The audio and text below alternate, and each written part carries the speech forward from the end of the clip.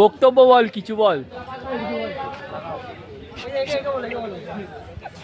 এ রাজুদা রাজুদা শুনে যাও।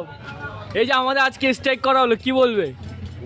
স্ট্রাইকটা করা হয়েছে এই কারণেই, হ্যাঁ, যে ব্লিঙ্কিটের গানে চৌরি হয়ে গেছে। বল, আমি গাড়িতে পা পাই না তার জন্য। মাইকে চৌরি কি আজকে আমাদের যে ব্লিঙ্কিটের মধ্যমগ্রাম স্টোরে স্ট্রাইক করা হলো, কি জন্য স্ট্রাইক করা হয়েছে, তোমার কি কি প্রাপ্য, তুমি কি দিলে আবার অনলাইন হবে, তুমি সেটা আমাদেরকে একটু খুলে বলো।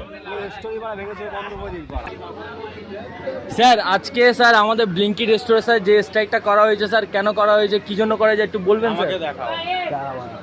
স্যার একটু বলুন আমাদেরকে। মেন কারণ হলো আমাদের তেলের দাম বাড়া সত্ত্বেও আমাদের পে আউটের কোনো উন্নতি হয়নি। স্যার আমাদের দিকে দেখুন, আরো অবনতি হয়েছে ওই কারণে। আর পেয়ারটা খুলে দেখাও তো, আপনি কিছু বলবেন? পেয়ারটা দেখাচ্ছি।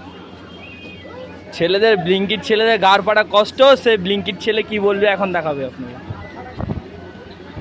এটা পে আউট দেখুন, এটা ইনসেন্টিভ।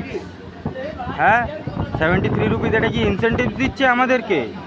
এর থেকে ভালো ওরা নিজেরাই রেখে নিক, এই টাকাটা আমরা দান দিই। ঘন্টা আর্নিংটা, ঘন্টার আর্নিংটা খালি দেখো, ঘন্টার আর্নিং। 8টা অর্ডার মেরেছি, তারপরে অর্ডারগুলোর দেখো, 18 টাকা, 23 টাকা, 26 টাকা, 27 টাকা, 21 টাকা, এগুলো কি আজকে আমাদের ব্লিঙ্কিট স্টোরে যে স্ট্রাইক করা হলো তার বিষয়ে আপনি কি বলবেন? তুই কি লাইভ করছিস? তুমি বলো। আমি একটাই কথা বলতে চাই, আমাদের ইনসেন্টিভ আর আমাদের পে আউট বাড়ানো উচিত, কারণ আমরা যে খাটনিটা করি সেটা গলার থেকেও বেশি করি, তো সেই হিসেবে আমরা আমাদের ন্যায্য পে আউট পাই না। তো এটা আমার কথা নয়, আমাদের সমস্ত রাইডারদের কথা। তো এটাই আমার বক্তব্য, আমার দাবি। আর তেলের বিষয় নিয়ে কিছু বলবেন? তেলের বিষয় যেহেতু একটা আন্তর্জাতিক সমস্যা, আর আমরা সেটার মধ্যে ভুক্তভোগী আছি এই মুহূর্তে, তো যদি কোম্পানি সেটা বিবেচনা করে তো খুবই ভালো হয় ব্যাপারটা। ঠিক আছে, আর কিছু? স্যার আপনি কিছু বলবেন?